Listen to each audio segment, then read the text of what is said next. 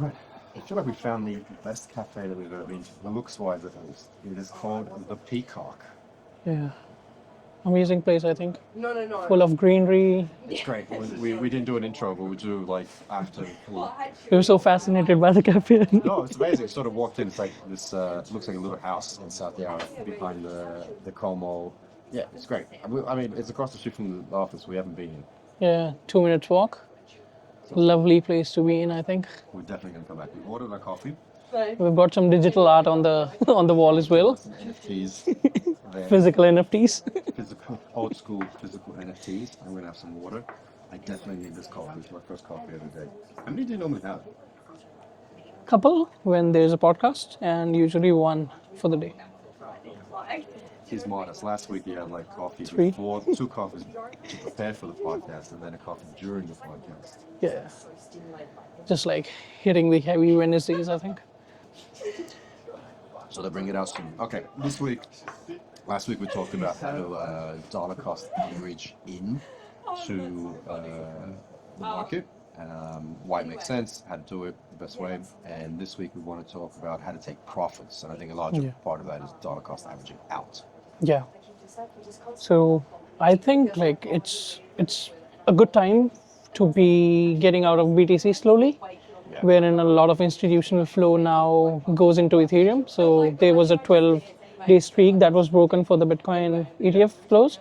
So it was a net outflow after a while, after 12 days. So I think that's one thing that we need to keep a mind on. And the other thing being is like, we can't literally predict the top, right? That's how. No. Yeah, so we should be able to utilize or optimize our profit taking in a way wherein selling 10% at different levels. So for example, we can get at 125, for example, you sell a 10% bag of Bitcoin. That's what I'm going to do. Yeah. So yeah, at 125, with the next all-time high, which I think would be around 125, I'm gonna start getting out because I think it's working out where you think it's going to go. So I think it's 150. I don't think it's over 150. I know some people have predicted more, and that's great. But I think I'm sort of going to break out, like sell at 125, sell at 130, sell at 135, sell at 140, sell at 145, sell at 150. Because if you set that target too high, if you're going to go, I'm just going to sell all at 150, might never hit 150, and it might crash. Exactly. So that's where I think it is very good or a smart strategy wherein you can literally plan your exit way in front because the market is now heating up.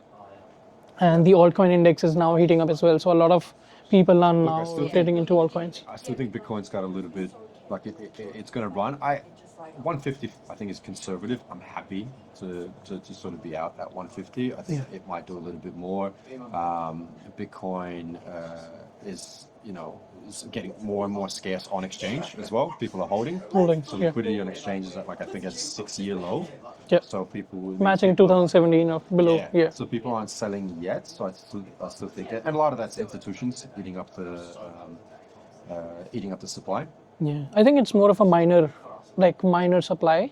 Yeah. So the miners have been selling onto the exchanges, and then the desks or like the institutions are buying it off them. Yeah. It's more of a minor sell right now, and that's very tiny for the time. Supply is low. So I think price is still, supply is low, highest demand is high. I think it's still going to go up. But so it's a good strategy to sort of work out what you think the peak's going to be, and break it out into 5 or 10 ticks. Definitely, I think so 10% each on like different psychological levels. I think 125 you get 10% off. Then on 130 you get 10% out, and then you plan your exit strategy within the 130 to 150k range. I think it's good to be taking a lot of percentage allocation out of BTC before 145ish. I think. Yeah. That's where I think starts getting riskier. Yeah, starts getting riskier because there's a two-way upside as well as a downside. It can either go crash 10% or 20% down, or either it can just flip the 150k psychological level and just be into an extended wave territory. So the point is you've taken profits though. Exactly. And if that happens, the rest of the market's going to run, so you've got the opportunity to pick up some altcoins. And I think that's another thing to look at. Just because we're getting out of Bitcoin, I'm actually getting out of Bitcoin to buy alts. Exactly. So I'm happy to take a smaller potential percentage on my Bitcoin, because I know I'll make that up by putting more into whatever's really starting to run, whatever narrative's really starting to run, whatever projects are really starting to run. At the moment, it's still like Ondo for me, SEI, and projects like that. But this is a little bit later in the game, a little bit later in the cycle, and we can pivot at that point. Just added liquidity. I mean, if you need to take some money for something, take the profits. But the way that I'm looking at it is dollar cost averaging out of Bitcoin and then using that to get into some altcoins. Yeah, DCing like last time we discussed, like last week. So we started on a strategy of DCing in. And if anyone of you followed us, and like we have literally got into DCA at different altcoins, different sectors, and they've started to heating up as well. So I think that's Pengu prediction has done well. It has, and I still anticipate a lot more access on that. But yeah, it's been running the show right now, and it's 4th year anniversary for Pengu right now today. Oh really? Yeah. Oh, so we'll do a Pengu fee free day trade on day 1x. Yeah, we are potentially looking at. Yeah. Look, if it hits an all-time high, that's what we do at day 1x. Every time an asset hits an all-time high, we do fee-free trades, which means you can trade that asset without paying a fee. Yeah. I think that's one thing, and the other thing is like once you start DCing out, I think it's very wise to rotate into a lot of altcoins, because I think the whole market right now is in a phase where I don't see a potential very big dip across the market because of the fundamentals as well as the regulatory side that's been put out in US clearly. So a lot of firms are now getting into crypto because they now have better clarity on the regulations, especially after the 3 bills got passed. Yep. So Genius Act, then the Clarity Act, and the NTC-BDC bill. Okay. So that was already voted and passed last week. Yeah, we spoke about that last week. But so it was potentially on hold last week when we recorded our podcast, but after like on Friday, I think. Friday, Trump signed it. Yeah. So it is a big win for the industry, and I think we are just getting started, personally speaking, because this paves big way to build a lot of foundational things in the industry, wherein Ethereum will take a lead. We are already starting to see major inflows in Ethereum right now, and it is continuing like 400 million, 500 million, or like potentially 700 million worth of ETH buying from the flows. So that's another clear winner here, and I think the more the institutions come in, I think they are here for a long game. Yeah. They're not going to ride it 20% and just get it out, right? So they are right now in a position where yeah. I almost want to like drink this and start the episode again. Would you? It's like we had that. Thank you. Thank you. It's just so good, and we just know This looks quite good. Cheers to the bitter side of the coffee. it's like, see, I said it was your name. So true. Like, It's a good coffee. Yeah. Strong. It tastes I good. saw they use St. Ali beans here, which is a One of the best. staple Melbourne coffee. So Yeah, quite good. you knew it was going to be good. And then when you order an oat milk latte, as I unfortunately have to, Yeah. it really depends on what oat milk they use. Like the wrong oat milk can really kill an oat milk latte. But this is good. Okay, cool. Caffeinated. Yeah. So I think the institutions are here to stay, and in the crypto side, and these regulations definitely point out towards more upside. All right, let's go back because now I'm caffeinated. Let's go. Okay. We're dollar cost averaging out. Yep. Work out the heights that you think a particular asset will go. So let's talk about dollar cost averaging out of Bitcoin. I think it's going to go at 150, so I'm going to take profits at 125, 130, 135, 140. Decent range. 145, 150, and that way, if you miss the peak, because that's the risk, you might miss the top and be left holding your bag because it will dump after. So you don't want to miss it. Yeah. And then take those profits. We think crypto's here to stay, so use those profits to buy into altcoins. Altcoins are like smaller companies, like smaller market cap companies, which are really Have a higher potential. as well as they are driving with the utility. I think this cycle is where a lot of businesses that are literally making money in crypto go out like mainstream, and a lot more shitcoins or like the dead projects, they just vanish out. So it's more of a bubble sort of thing wherein super interesting this cycle is it's all partnerships. It is. It's like for the utility, I think meme coins are having their run again, and I think they will have their run. Pengu, SPX, Useless, which we've listed on Fartcoin as well. Fartcoin.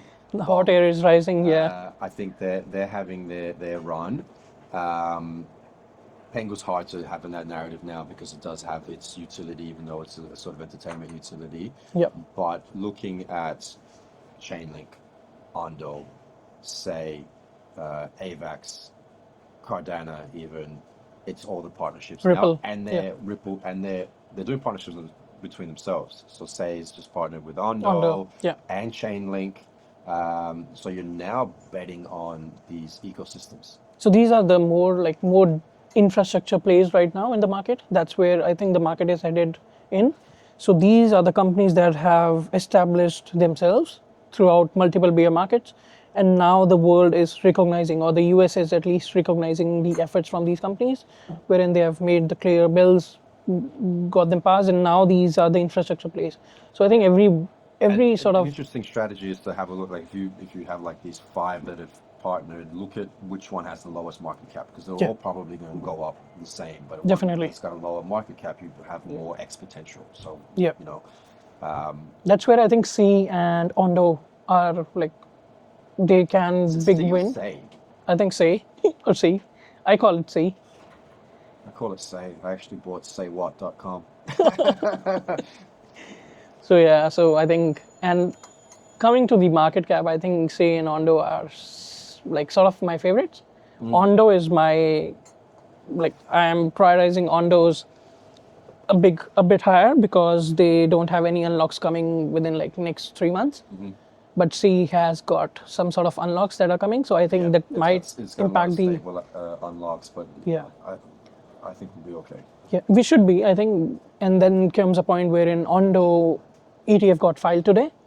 So You sent me that. You tagged me on X. yeah, so 21 shares filed ETF on Ondo, and that's where we saw a short-term spike. But I think And that's here to sustain. Bitcoin US listed it as well.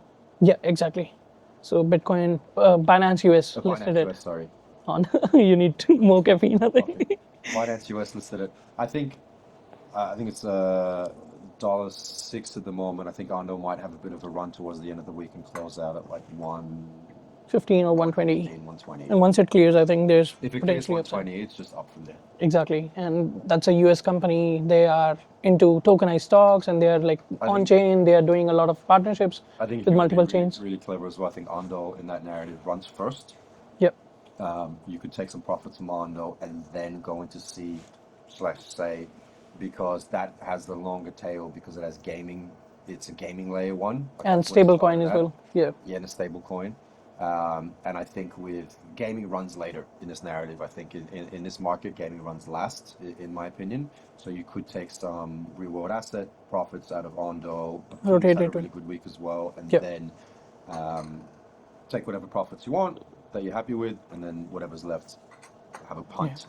I think that's where the DZ out strategy on Bitcoin will really work, because I think Bitcoin's upside will be Well, I just limited. need more liquidity. I'm out of cash, so I got to take some of these plays that I think will be good within the next 3 months, 3 to 4 months. I need to get some money out of Bitcoin, and that's exactly what happens. That's why we see Bitcoin run first, And then it and then rotates. people start taking money out of Bitcoin Yeah. to put into ETH or to put into these alts, and I'm right there as the case study as to why. I think that's where my original conversation comes in, wherein we discussed like couple videos back is where we were discussing that all this liquidity will usher into new fintech side, wherein a lot of companies start accepting crypto as a collateral and start giving you the USD against it on chain.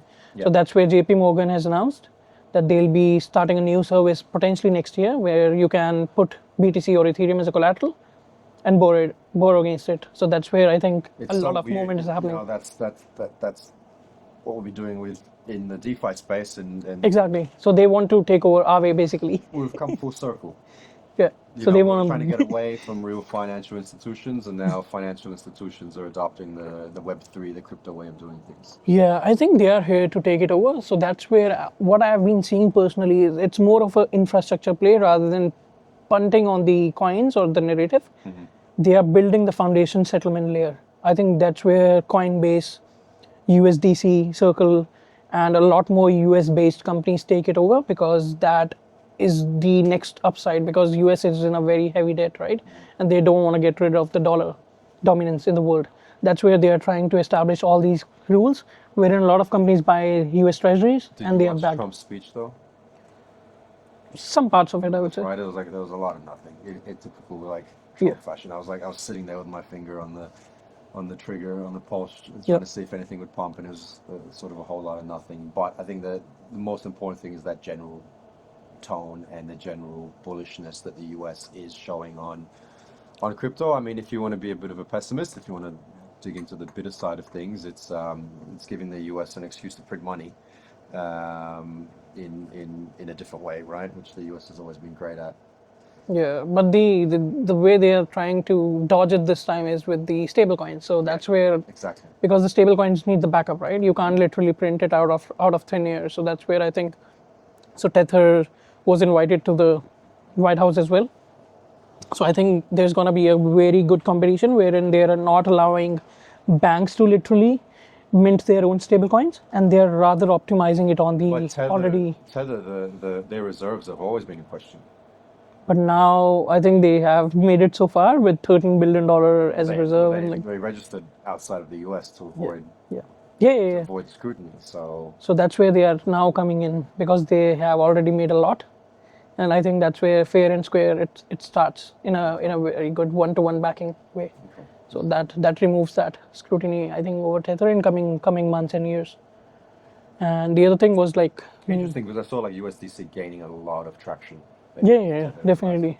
Because of that, and now this sort of like, pardon the pun, but US stablecoins are a bit of a dime a dozen at the moment. Yeah, definitely.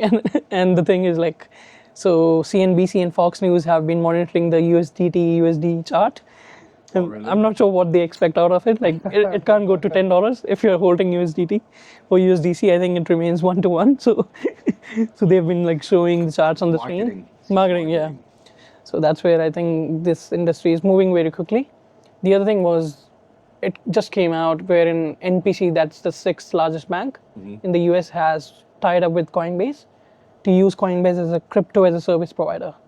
So a lot more banking and like custody providers are now jumping into the space and they want to take it over rather than they develop their own things. Yeah. They're just literally buying or like they are trying. They're buying up other tech. I think Coinbase, the base app is a good discussion point as well, trying to become the super app in the space. I think is really interesting. Super apps are massive in Asia, not so much in the other Western world. In the Western world. Yeah.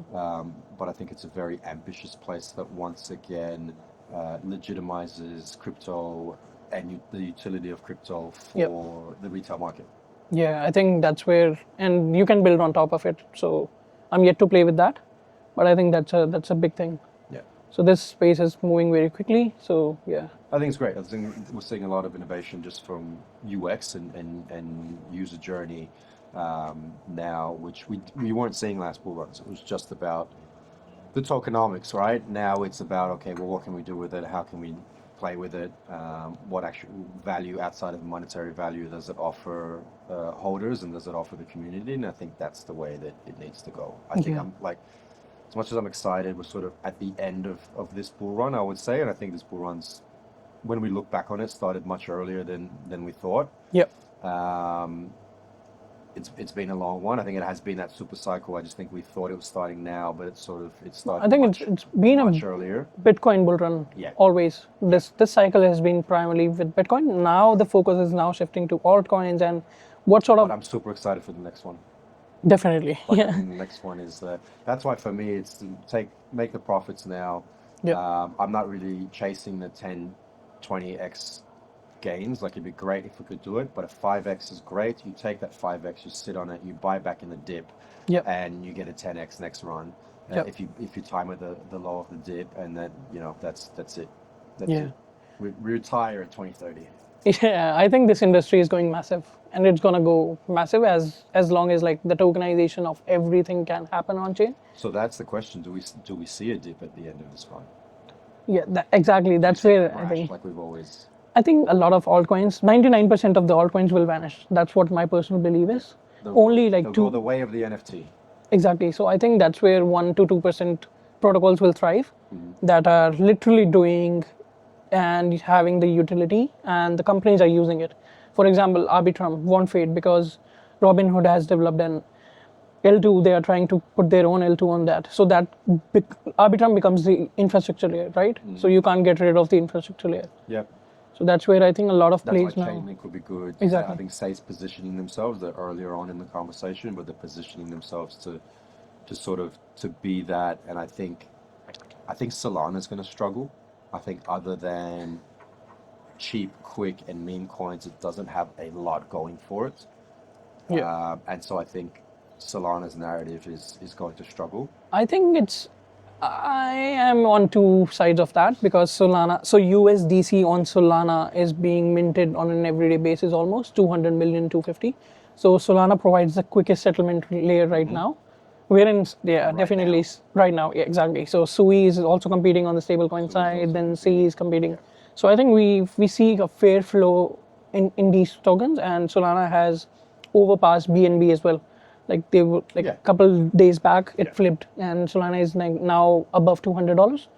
Yep. So the today price, it crept over 200. yeah, 200. again, yeah. So I think there's a bit of, But I think that's driven by the meme run. yeah, definitely. I don't see. I just apart from USDC, I just don't see the institutional adoption for Solana or the utility adoption for Solana. I don't see.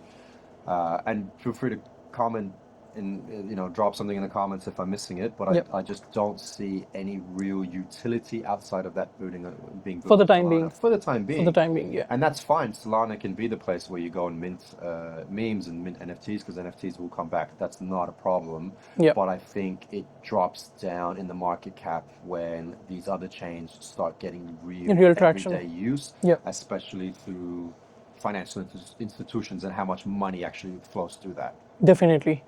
That's where I think I'm a bit skeptical on both the sides because Solana, like the USDC, they have partnered up with Solana, so they are minting their stablecoin on Solana chain rather than doing it on Ethereum, for example. Yep. And I think that's where Solana is still in the inner circles on the VCs and institutions, and it's a US base, so that's where I think there might be new cases building around Solana. So. I think they'd have to pivot. It's going to be interesting. I just think there's better. Battle of the L1s. It's the battle of the L1s. I think there's better options at the moment. And I think what Solana had going for it was the cool branding, the hype. Yep. And I think that is mattering less and less long term. Yep. I think Solana will have a great bull run. Like I think it's still a great investment. I think it at least just based on the market cap theory. 4x from here at least, right? So I'm not saying don't hold Solana. I think it's smart. Yep. Right now. But I think it crashes really, really hard at the end, whereas things that are now getting institutional adoption and utility adoption and building actual businesses and frameworks on top of it won't crash as hard. For example, Ethereum, right? So I think... For example, Ethereum, but also, for example... SUI or SEI. Even AVAX, I think will have less of a crash than something like Solana, where people are just like, well, I'm not buying beams anymore. Yeah, there will definitely come a time. That's where I think the market is now positioning in a way wherein the dino coins that we used to call them are now the biggest gainers because they don't have a lot of token unlocks coming and they literally are battle tested throughout multiple bear markets. And that's where a lot of companies are now getting into these tokens. For example, the Bitcoin, Ethereum, XRP, Solana, ADA, and all those majors that we used to call the dinos are making a lot of moves because like yesterday there came a news wherein Bitwise fund had like 10 tokens under it and they got approved by SEC for the ETF.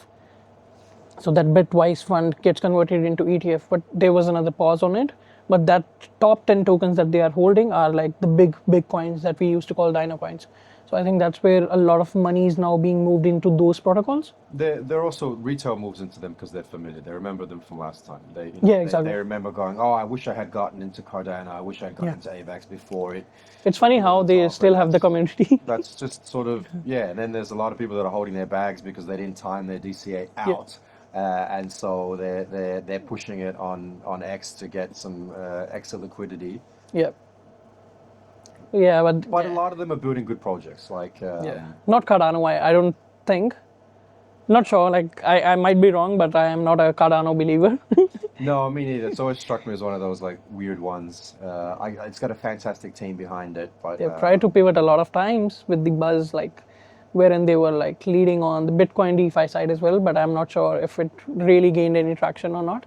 yeah. So that's where. Look, I think AVAX is going to have a nice run because of the gaming. I've said it, the gaming and the fact you can go to AWS and spin up your own layer one backed by AVAX. I think when companies start going, hey, we need our own internal blockchain to track logistics, car parts, airplane movements, bank flow of funds, normal companies, CFDs, whatever. They go, okay, we know how to spin up. We know how to spin up anything on AWS.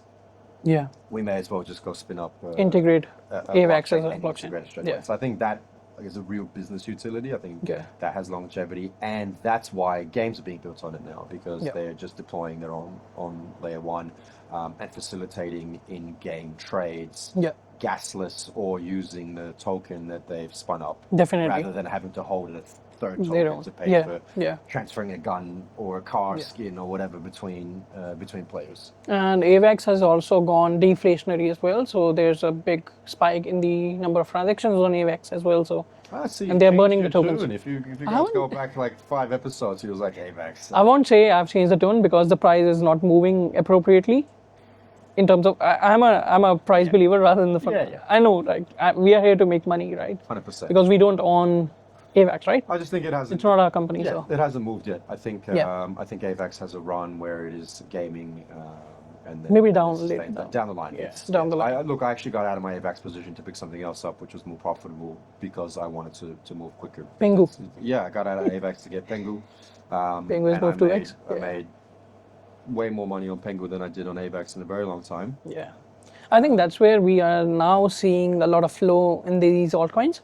That's where a lot of, like, AVAX, when it came, it literally had no big competitors, right? No. But now the market has L2s, and then there's AVAX was the different SEI sort of ecosystem. Yeah, exactly.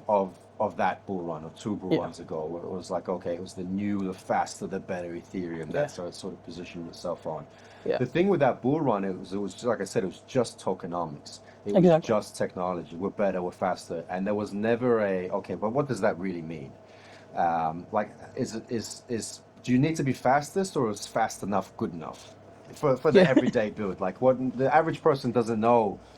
How fast the blockchain needs to be, how fast transactions need to be to actually build utility on it. But that was the narrative of that bull run. It's like, we're faster. Definitely. Better. Same as Solana. Mint on us, cheaper, faster, because the problems with Ethereum was scalability and cost. And so you had all of these competing L1s and L2s. That was why L2s were born, to fix Ethereum. That's why we got layer 2s built on top of Ethereum to fix it, and then other L1s came along. Definitely. I think that's where now it's like, what are we doing with it?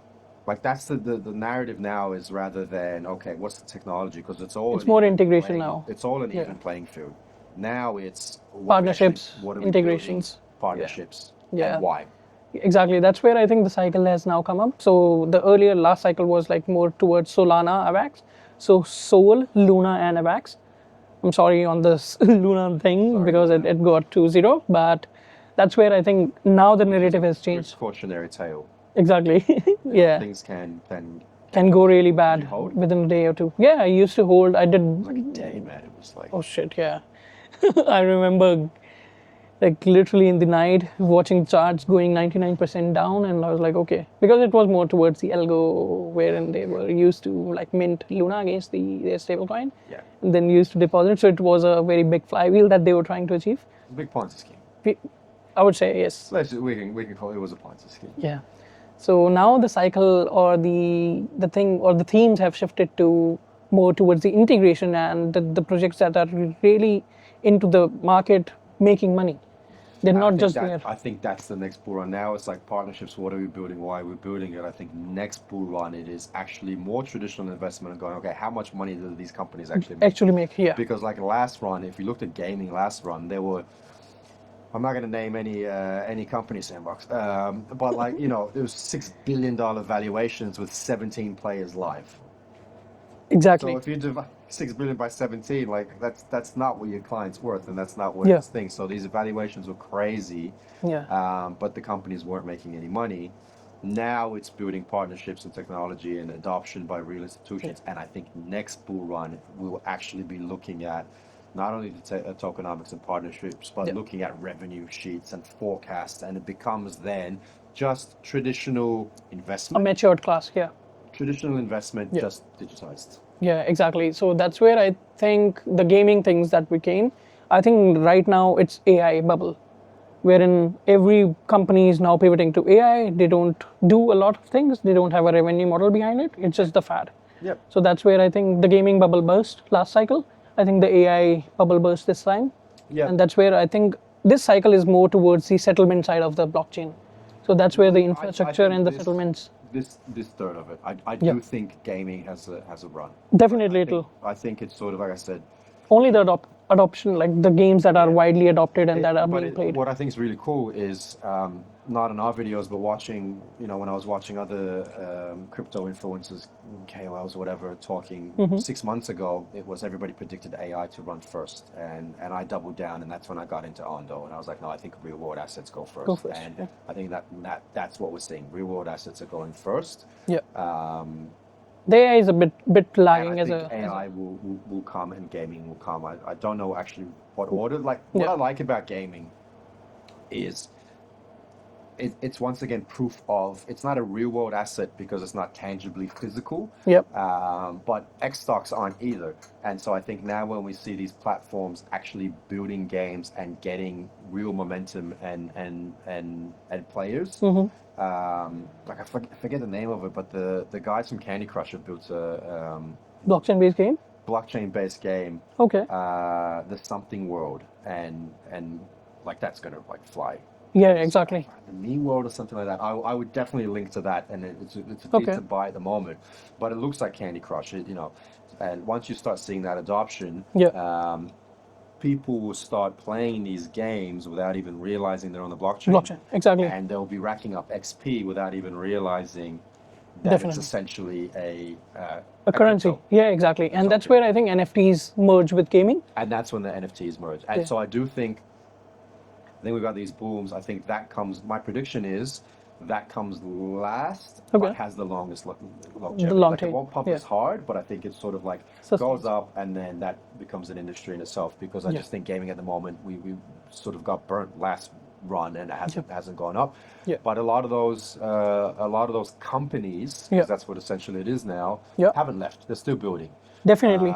And gaming, if you look at it as an industry, is like massive. Like imagine if GTA 6 drops and has like a blockchain integration, and then it's like game over. Like it just takes someone to do something like that to onboard all of those users. We saw what happened with NFTs when Reddit onboarded NFTs and Starbucks onboarded NFTs. And imagine like an AAA plus game onboards crypto. I don't even game anymore. I wish I had the time. Like crypto for me is my game. That's true. But when that happens, you have that mass adoption, and I think then it's just. I think we are almost there. game I think over. there was a tease from GTA that they potentially will integrate crypto. So that might be. They might not do it at launch, but they might do it. GTA games have a 15-year life cycle, right? Yeah. So that's coming, I think. My wish to the gaming gods is like Half-Life 3 on the blockchain. Yeah. Like that would just like world would explode. Yeah. That would be it. That would be it. I think that's where a lot of gaming companies have made a lot of games using AI. So it's more of a crossover with gaming, AI, and NFT. So that's a whole bucket. I know that's a of whole things. different industry, but the Yeah. AI generation of like textures and The themes gaming and worlds is dope. nuts, man. It's Like, nuts, yeah. It's going to take gaming to the next level, and then that just taps into the fact that we're living in a simulation. It's all virtual reality coming up for us, and a lot more Really quick. tokenized and digitized world. And I think really, really quick, and that's why I'm super excited. I think the next bull run, if it can even be called that, I just think it might. Like I do think we get a dip, and then I think we just have an up, and the industry just grows along with the growth of everything else at this point. Because Definitely. it is being really, really integrated. I personally hope that we have another crash and another big bull run, because I want to make the money. But I'm a 50-50 on if we have a 2030 bull run. Yeah, I think that's where I don't see a big dip in the majors because they already have formed the base. So it's more towards the shitcoins that we have in the industry, and that's where it goes to like it is a bubble that bursts, right? And there where a lot of 99% of the projects might vanish, and the only 1 or 2% top protocols thrive. Yeah. And I think that's where this industry will get maturity in, where an Ethereum becomes a foundation or a settlement layer on a lot of banking systems. For example, every bank is now jumping into Ethereum or trying to adopt the stable coins. So that's where Bitcoin has its own legacy of digital gold. Yep. Ethereum becomes a foundational layer or the settlement layer across a lot of things. And then comes the gaming sector, the RWA sector, or the AI sector. I think just a lot of people won't, sort of flying in contrast to what we just said earlier, I think a lot of people won't sell their Bitcoin this cycle. Yeah, I think a lot of exactly. people are looking, or they'll then like DCA out of altcoins back into Bitcoin, which is something that I'll probably do. Yep. Because it is now, we are in a world where a lot of people our age can't afford houses. They're worried about their retirement funds, cost of living is going up. And to be honest with you, like holding Bitcoin long term is probably smart for your retirement. Exactly, yeah. I think like we've hit 100. I think the next goal realistically is like 400K on Bitcoin. Sure. And that's probably 10 years. Or like based on the demand, I don't probably bet like before. You think next 2030? It's just the supply demand, right? It's like Bitcoin is literally programmed like that. And there's no like the halving comes in, 450 gets to 225. Yeah. 225 is nothing literally. Yeah. And then comes the big demand, right? And institutions are not here to sell yet.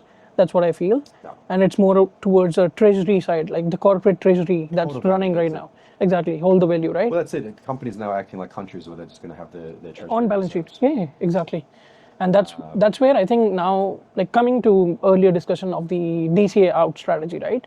So that's where I think Ethereum is now becoming the fastest horse right now, wherein there's a big competition going in because you know how MicroStrategy did with the BTC playbook on the treasury side, right? That's where I think a lot of companies are now getting exposed to Ethereum as a foundation, wherein they are trying to create their own sort of treasury around Ethereum.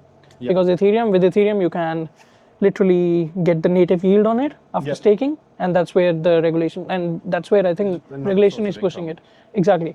So it's more towards wherein you are, like the banking, traditional banks work, they don't pay you anything apart from the dividends, right? If you own a stock. That's where I think Ethereum jumps in, gives you 2% yield on the native, just to support this. Barry's got the banking background. Right? Exactly. How if you couldn't tell, how far away are we from a fully crypto bank where you can, like, you function day to day, pay for things, and just and keep your assets, keep your net worth on chain? I think 2 to 5. And is that banks adapting to crypto, or is that a new crypto bank? I think it's Aave. Yeah, like for the young people that. Or like JP Morgan is like let's discuss on the JP Morgan thing. So they are trying to integrate crypto and stablecoins, right? And when it comes, you can literally have Bitcoin and Ethereum as a collateral, borrow USDC or get yield somewhere else. So I think this is within 2 or 3 years time span is when I see it. And if the banks are too slow to adopt it, then the major yield or like everything flows to different institutions because it's so easy to money transfer now using stablecoins. You don't have to be asking for a permission wherein a banker is approving something. It takes T+1 or two days for the bank transfer to hit somewhere. Exactly, forms and whatnot, right? That's where I think a lot of booking an appointment. Yeah. Bloody ANZ, I'm looking at you. It's a big dynamic shift that's happening in the fintech space, and I think if you leave behind on banking, I think what needs to catch up for me is the payment. I want to go easily pay for my coffee, like just instant, That's that. And then go pay with whatever, and it takes off the value from whatever I've staked or you would put into the yield on Aave, for example. And when I can do that, like I think someone who really like I travel a lot and consider myself international, multiple passports. Like when that happens, it's like you're not tied to one country. You're not tied to one banking institution. You're not tied to one set of rules, laws. And then I think that's where like couple projects that I would want to highlight here, and that's available on Day1X as well, like Ondo and Chainlink. So Chainlink replaces the SWIFT system that we see for international transfers right now. So because Chainlink is the oracle. It's funny that it's Chainlink, and like that was Ripple's narrative. Exactly. That was Ripple's narrative, but it's actually Chainlink that has been doing it in the background. Yeah. And has the partnerships now, and has the deals, and has the success. And the US, like White House, they have been invited. Price hasn't moved yet, but we're getting there. I think it's a very big accumulation on Ondo and Chainlink specifically speaking, because Ondo, like we discuss it on an everyday basis, right? The world is moving towards tokenization, and which is the biggest leader in the tokenized space? It's Ondo, and it's based in US. So that's where I was like highlighting in previous videos as well that I think Ondo is some sort of a AWS or Amazon for the cycle, wherein everything in couple years down the line you see and you just get back and see, okay, everything around the world is now tokenized. Yeah. And you can buy tokenized stocks, you can transfer tokenized stocks, you can put them as a collateral. What is the infrastructure layer behind it? Ondo. Ondo. You can do it on Ondo. Yeah. And which technology are Ondo using it for? Like using for it? Chainlink.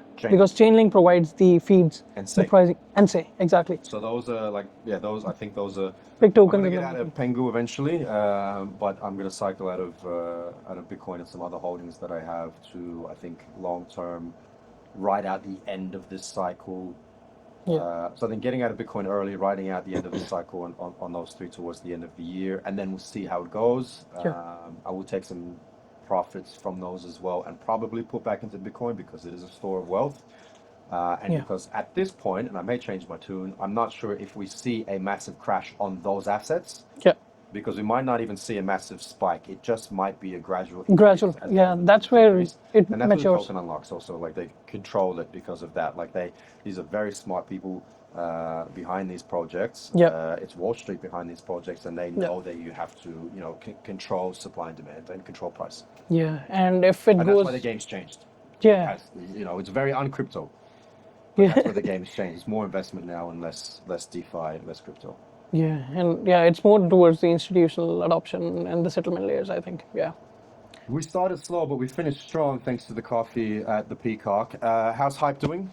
Hype is doing good. We've gone through a whole episode without mentioning Hype. It's amazing. So Hype is generating, I think, $6 million a day. That equates to roughly more than $1 billion annually in terms of revenue. And they have an active system of buying back the token. So it's more Hype and Bonk. Yep. Bonk is generating like crazy fee. It has taken over a lot of tokens or like the real ill ones, and then they buy it back, the token, right? So 50% goes to buying Bonk. That's the same way Hype is doing right now. So they have active buybacks. So that's being stabilizing the price, and we don't see a very big dip unless something happens. But I think Hype is a very big token to be in right now. I personally believe 3 digits are coming very quick. Hype. I sort of like we have the H and the H, so I like H bar. I like Adara. I think Adara runs as well. I think either of those. Either of those like will. It's just diversification. We're still in that point. Like it's not too late. We talk about these all-time highs. It's not too late to basically you could. Then if you picked 5 tokens out of the top 25, 4 of them are gonna do 2x, 3x at least. Yeah. It is. It's an absolutely amazing opportunity at the moment to make some real money and potentially generate some real generational wealth. Yeah. But you have to be in it. Yeah, exactly. So I think that's and where. As I've coined, don't wait for one day. Make it today. Day one. Day one. Yeah, I think that's where we can run both strategies in parallel, wherein we are DCing into good altcoins right now because there's a bit of Bitcoin dominance shakeup, and then you can start getting DCA'd out on the Bitcoin backs if you are not I still have like long-term a lot believer. of people watch that and came and said, look, I don't have the sort of the time or the patience. Where do I put a couple grand? And I say like, put a couple grand in anything. Just get in at the moment because you're a couple grand sitting in the bank not making any money. It's not.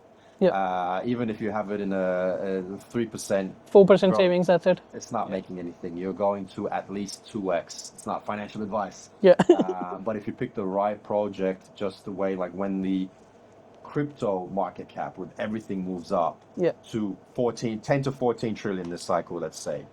Am I right on my math? Well, it's more towards the extended targets for this cycle, but it will. That's what I think. It will reach. I think Eventually, it will. That's If this is that cycle, then it's a very big mass adoption cycle. Yeah. Personally speaking, because of the laws and the regulatory clarity. And this is the first cycle where I think that's driven a lot by way more institutional adoption. Exactly. Money flowing out. And flowing in. So I think. 10 trillion? Yeah. 10 trillion makes Bitcoin to more than 200, 250K, I think. Easily. Potentially. Maybe But not yeah, the cycle, but it happens eventually. A big sustained cycle. Like rather than having the 80% drops, I think max drops might be 30%. If Bitcoin manages to 2x, whether now or in 4 years, so the next cycle, right?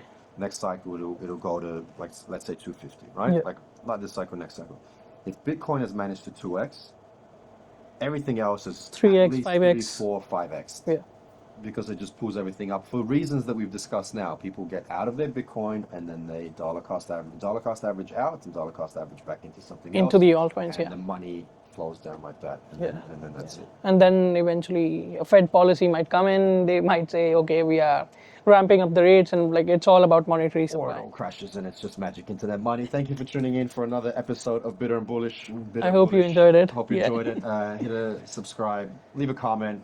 Mex, if you're watching this far, I would really love your feedback on the future of Solana, because you're the biggest Solana maxi that I know. So leave a comment below. Otherwise, we will be back. The Peacock's been great. If we're coming back to another cafe, probably Peacock will be the choice. It's Peacock. Yeah. Or Ned's, which I found out is a chain. Thank you, David, for telling me that. Apparently I was, I've never heard of this chain. I've never heard of it soon. All right, see you next time. See you next time.